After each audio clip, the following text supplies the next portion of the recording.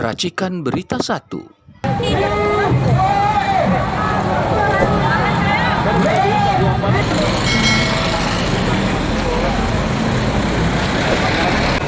Ini betul nih. Nanti kena amplop 50. Disogok menyogok boleh, asalkan kita disogok sesuai tanah berkeluarga. Setuju betul? Kalau disogok 50.000 ya cuma sehari habis itu. Dan kalau yang udah selingkuh cuma reforma agraria yang diwujudkan yang sama sekali tidak ada tanah-tanah yang diberikan oleh rakyat, bapak-bapak. 1% orang di Indonesia, orang terkaya di Indonesia menguasai 58% kekayaan alam yang ada di Indonesia, bapak-bapak. Itu jelas sangat ketimpangan, bapak-bapak, bahwasanya rakyat, seluruh rakyat yang ada di Indonesia di pinggiran hutan semua termiskinkan, semua tak bertanah. Jadi jelas bapak-bapak bahwasanya 10 tahun Jokowi Amin menjabat tidak ada yang namanya berpihak kepada rakyat, bahwasanya menunjukkan Jokowi Amin adalah pengkhianat rakyat. Jokowi Amin, ketika saya bilang rezim Jokowi Amin, rezim anti rakyat, anti demokrasi. Ketika saya bilang Jokowi Amin, jawabnya rezim anti rakyat, anti demokrasi. Oke Pak? Setuju? Oke. Jokowi Amin, rezim anti rakyat, anti demokrasi. Begitulah Pak watak pemerintahan kita, yang mana dia hanya menjadi kaki tangan kapitalis monopoli, bapak-bapak. Yang mana hari ini yang dirasakan bapak-bapak itu adalah ketimpangan penguasaan tanah yang dilakukan oleh tuan tanah besar, bapak-bapak. Ketika saya mengatakan feodalisme hancurkan, jawabnya apa ya? Oke, feodalisme hancurkan, feodalisme hancurkan, kapitalis birokrat musuh rakyat, Pak ya, jawabnya ya. Ya jelas Pak ya. Kapitalis birokrat musuh rakyat. Saya tak kapitalis birokrat, bapak-bapak. Saya yaitu Jokowi Amin, bapak-bapak, sebagai pengkhianat rakyat yang tidak pernah memihak kepada rakyat. Itulah Jokowi jelas menjadi pengkhianat rakyat, bapak-bapak. Reforma agraria yang dijalankan selama 10 tahun ini menjadi reforma agraria palsu, bapak-bapak, yang mana hari ini konflik tidak terselesaikan, bapak-bapak, tidak terselesaikan kemiskinannya, tidak terselesaikan persoalan tanahnya. Itulah watak asli Jokowi Amin, bapak-bapak. Jokowi Amin, rezim anti rakyat, anti demokrasi. Jadi hari ini bapak-bapak, pemerintah yang tidak melakukan sama sekali kebijakan-kebijakan undang-undang pokok agraria, maka kita harus kita harus mengambil alih tanah-tanah tuan tanah besar. Tidak ada kompromis. Ambil tanah-tanah perhutani, tidak ada kompromis. Kuasai lahan, garap lahan, bapak-bapak. Betul. Oke, terima kasih. Assalamualaikum warahmatullahi wabarakatuh.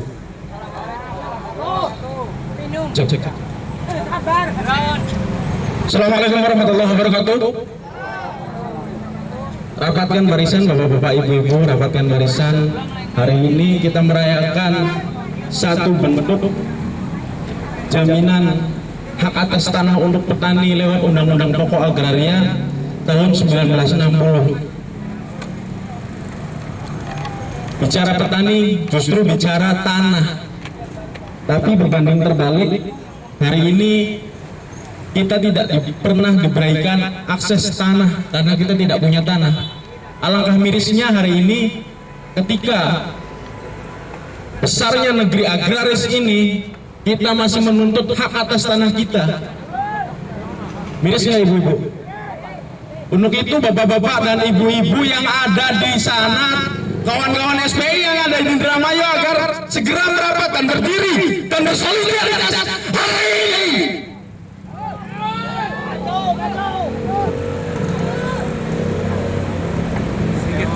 Hari ini kita memperingati Hari Tani Nasional ke yang 64.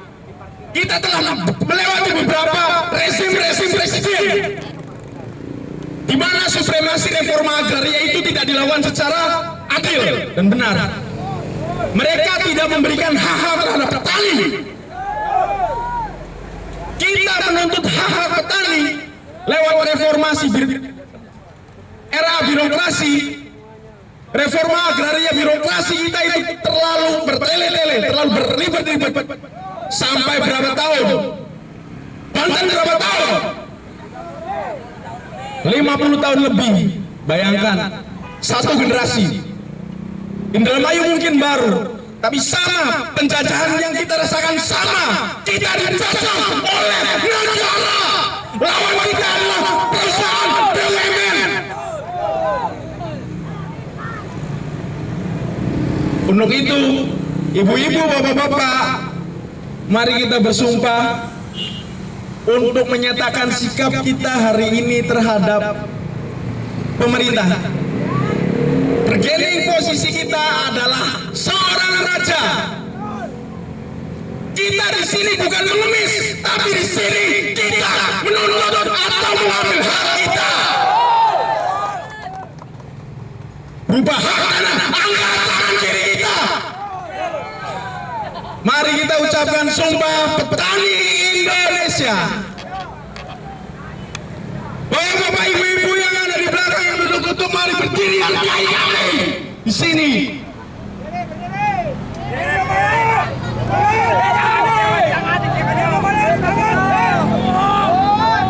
Sumpah petani Indonesia.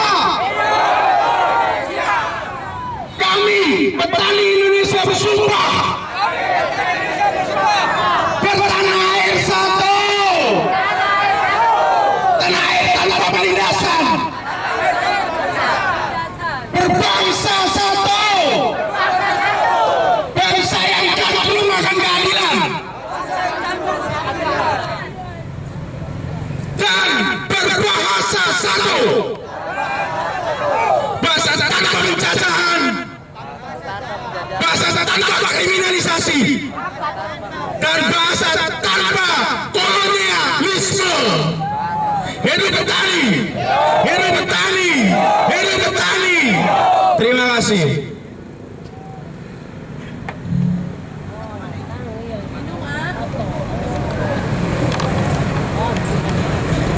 Ya, terima kasih.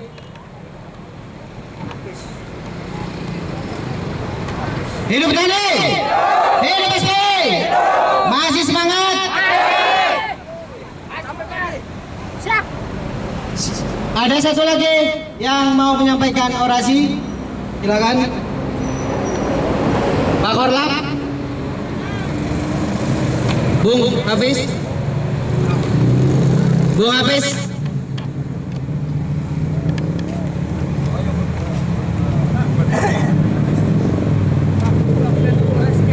Siapa? Ini. Hah?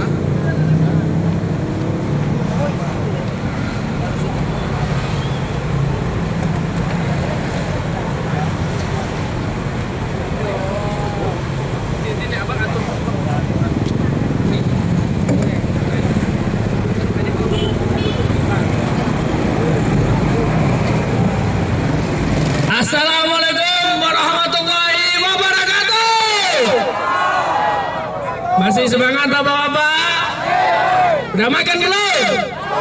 Udah kopi belum? Mau kopi? Minta lah bapaknya ini kopi ini. Nah, bapak-bapak masih kuat? Kita rencana mau nginep di sini nih, setuju gak?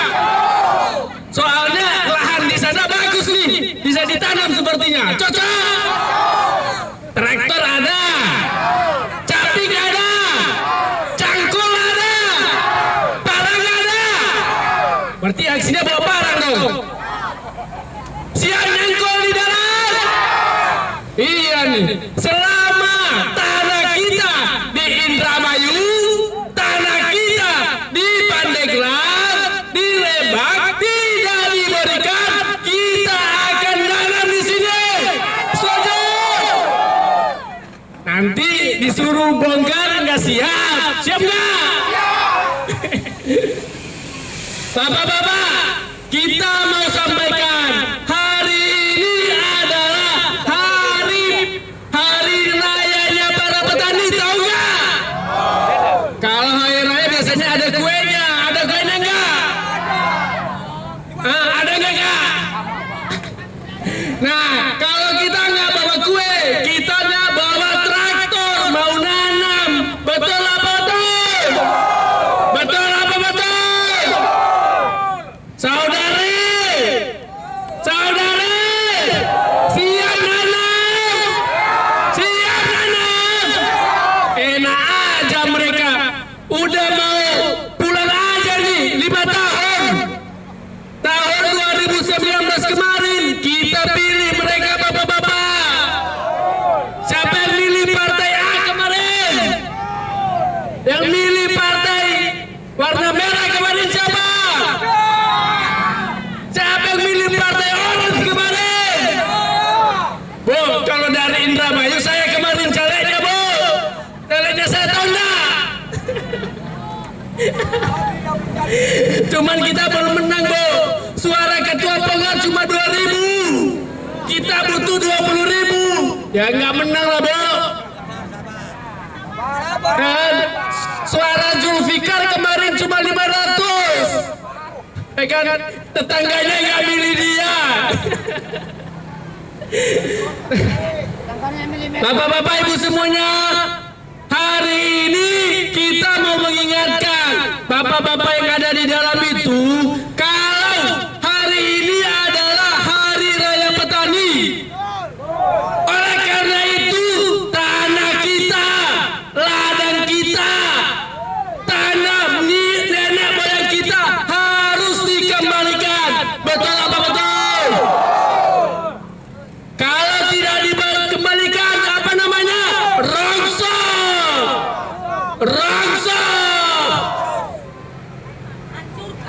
Hancurkan. Wes, kalau capek duduk, ya kan? Kalau masih kuat berdiri. Kalau mau makan, makan. Kalau mau ngopi, ngopi. Minta sama ini nih, ibunya nih minta kopi nih. Ngopi bayar direct. Aduh, dikira kita ini para petani dari kampung gak ada kerjaan apa kesini? Ada kerjaan nggak? Iyalah, kita harusnya nanam ini, kita harusnya bekerja di ladang. Tapi karena bapak-bapak di sana yang ngambil tanah kita, kita akhirnya ke Jakarta, betul tidak? Siapa yang mau tanah? Siapa yang mau tanah? Angkat tangannya. Saya lihat masih banyak yang mau dapat tanah ini. Siapa yang mau tanah? Saya juga mau. Saya sudah bilang sama Ketua Penggat, saya minta tanah di Indramayu 1 hektar. Saya jadi petani di Indramayu. Setuju Ketua Penggat? Cuman masalahnya tanah di Indramayu masih belum berhasil kita rebut. Di Pandeglang sudah ada Ketua Angga di sana, udah punya tanah. Katanya udah nanam timun dia, betul nggak? Nah, bapak-bapak, kita petani kalau tidak punya tanah, nggak punya benih, gimana mau nanam? Gimana mau ngasih makan bapak-bapak yang di dalam? Ya kan? Gimana bisa kami anak muda ini bisa sekolah kalau orang tua kami nggak punya penghasilan? Ya kan? Bagaimana adik-adik kami yang masih SD, yang masih SMP bisa kuliah kalau orang tuanya, kalau abang-abangnya, kalau kakak-kakaknya tidak punya tanah untuk bertani? Betul apa betul? Sekarang harga beras makin mahal, betul apa betul? Beras beras mahal, harga Bodrex mahal, harga Panadol mahal, ya kan? Harga listrik naik, Panadol obat sakit kepala, ya kan? Harga kagawah mahal, biaya nikah susah ibu-ibu. Nih anak yang belum nikah di mana mukanya ini? Biaya nikah sekarang mahal. Ibu-ibu dulu kalau ketemu sama calon suaminya dulu murah, sekarang mahal. Catering belum lagi mahal catering, ya kan? Bukan curhat ini. Anak muda, apa yang dipikirinnya? Pertama, kalau sudah besar butuh namanya nikah. Siapa istrinya, ya kan? Kalau sudah dapat biaya nikahnya mahal. Udah mahal, habis nikah tinggal di mana? Rumah orang tua sudah ada kakak di sana. Kita tinggal di mana? Rumah mahal, tanah mahal. Udah punya tanah, pekerjaan di mana? Udah punya rumah, pekerjaan di mana? Tanah diambil. Terus bagaimana menghidupi sang kekasih di rumah? Betul apa betul? Makanya kepada bapak-bapak cukup satu, jangan nambah lagi. Nanti namanya rongsok. Ya kan? Pokoknya dipantau ibu-ibu, jangan sampai bapak-bapaknya ada gerakan tambahan. Ya kan? Diperiksa HP-nya, walaupun cuma kakek-kakek, ada itu Facebook sekarang itu. Dipantau HP-nya ibu-ibu. Aduh, inilah ini kan. Atuh kan, si bapaknya ngaku ini ada ban serepnya katanya. Bapak-bapak, oi, bapak-bapak, oi ibu-ibu, capek gak? Pulang gak? Betul ya, jangan pulang ya. Siap nggak pulang? Hari ini kita aksi di istana. Sudah dijumpai sama Bapak Presiden belum? Aduh, inilah yang membuat kita harus nyangkul ini di Monas, ya kan? Tanah Monas itu luas tuh. Kalau kita di sini ada 100 orang, 1000 orang cukuplah. Satu orang 2 hektar. Kita cangkul. Kalau yang di dalam ini lumayan luas bu, ada AC-nya lagi, ya kan? Pokoknya ada fasilitas di dalam ini. Kalau tanam singkong cuma 2 minggu langsung tumbuh ini, bisa panen.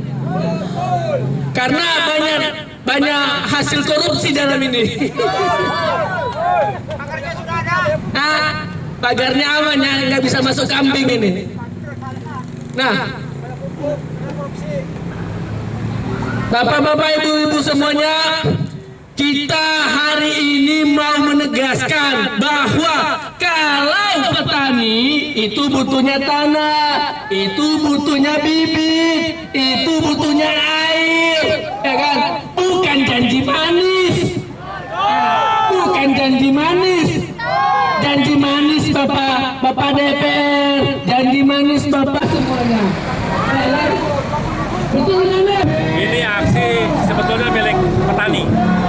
Kita dalam posisi diminta untuk bersolidaritas terhadap Hari Tani Nasional, karena memang jadi fakta bahwa petani semakin hari bukan semakin makmur, tapi semakin susah dan semakin tergusur-gusur. Bagi kaum buruh, petani makmur, industrialisasi nasional berkembang, dan buruh akan sejahtera. Karena itu siapa-siapa yang ingin mensejahterakan petani, maka buruh akan sangat berkepentingan. Karena itu kita ikut hadir membersamai mereka bersolidaritas terhadap Hari Tani. Bahkan sudah ada lagunya kan, buruh tani, mahasiswa, rakyat, pesit kota. Nah ini semua mereka-mereka yang terpinggirkan, buruh, petani, rakyat pesit kota, nelayan, termasuk semua yang terpinggirkan. Insya Allah kita sedang berjalan menuju satu payung penderitaan rakyat. Kita bersatu di bawah payung penderitaan rakyat untuk melawan segala bentuk kezaliman oligarki yang berselingkuh, yang bercengkerama dengan kekuasaan, bahkan yang lebih mengerikan oligarki, para pemilik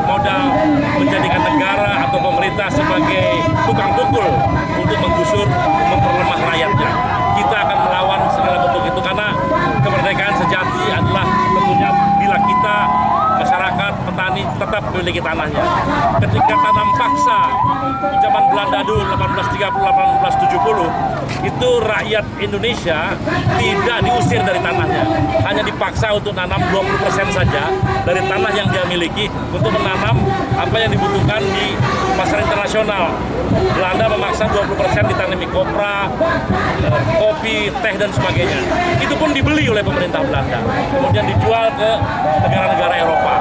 Sekarang bukan hanya 20%, bukan 30%, bukan 50%, bahkan setanah-tanahnya digusur sehingga tidak punya 1 sentimeter pun rakyat di berbagai tempat. Dengan proyek-proyek PSN, proyek strategis nasional ini bisa lagi menginjak di tanah yang dia ratusan tahun berada di sana. Jadi ini benar sekali pesan Bung Karno bahwa perjuangan kalian akan jauh lebih sulit dari perjuangan saya, dia bilang, karena kami semua menghadapi pemerintah penindasan atau penjajahan bangsa asing, tapi jauh lebih sulit berjuang melawan penindasan oleh bangsa sendiri. Dan faktanya kita sekarang sedang melawan penjajahan oleh bangsa sendiri. Mudah-mudahan kolaborasi buruh, tani, mahasiswa, rakyat mesin kota mengingatkan kembali para pengambil keputusan, jangan merendahkan rakyat, karena negara ini berdiri untuk orang-orang lemah, dan itu tugas utama negara adalah melindungi segenap tumpah darah rakyat Indonesia ini. Jadi selamat, mudah-mudahan petani bangkit dan kita semua insya Allah sejahtera dan Indonesia jaya. Terima kasih. Harapan untuk pemerintah ke depan bagaimana? Kita masih menyisakan harapan, dan harapan itu cukup besar, karena bahkan sekarang pun bisa dikatakan pengaruh dari pemerintahan yang akan datang sudah mulai terasa. Misalnya orang jual pasir laut, yang faktanya pasir laut itu akan memperkecil pulau kita, membesarkan wilayah negara lain. Ya, sekarang oleh Jokowi diizinkan untuk dijual kembali. Ya, walaupun alasannya sedimentasi, tapi kemudian pengaruh dari kekuasaan Prabowo Subianto menyatakan itu ditunda. Dan saya rasa itu satu kabar baik bahwa akan ada terjadi perubahan. Kemudian juga soal IKN. IKN kita tahu bahwa dalam anggaran tahun depan IKN hanya di anggaran sangat sedikit dan lebih mendahulukan kepentingan rakyat banyak ketimbang bangun infrastruktur di IKN. Hal-hal seperti itu saya rasa itu kabar baik ya buat gerakan rakyat, dan tentunya Prabowo Subianto orang yang punya jiwa patriotisme, orang yang pernah menggadaikan hidupnya di medan tempur, ya. Seharusnya patriotisme itu tidak pernah mati, dan bahwa dia pada waktu itu belum dalam kekuasaan penuh, tidak bisa berbuat banyak. Kita berharap Prabowo Subianto rezimnya akan berbuat lebih banyak untuk kesejahteraan rakyatnya, dan itulah yang kita tahu dari pikiran-pikiran pemerintah yang akan datang. Mudah-mudahan itu juga bisa diikuti oleh jajarannya, dan harapan atau perkiraan Indonesia akan bubar di 2030 seperti novel Ghost Fleet yang pernah diungkapkan oleh Pak Prabowo, maka itu tidak terjadi. Tapi kalau mengikuti gaya pemerintahan Jokowi sekarang, itu sangat mendekati kemungkinan bahkan 2030, Indonesia bisa jadi bubar, karena sama sekali rakyat kita sudah tidak punya harapan apa-apa. Daerah-daerah juga tidak punya harapan apa-apa. Jangan mau ditipu bapak-bapak. Udah cukup, kan? Udah cukup kita ditipu selama ini.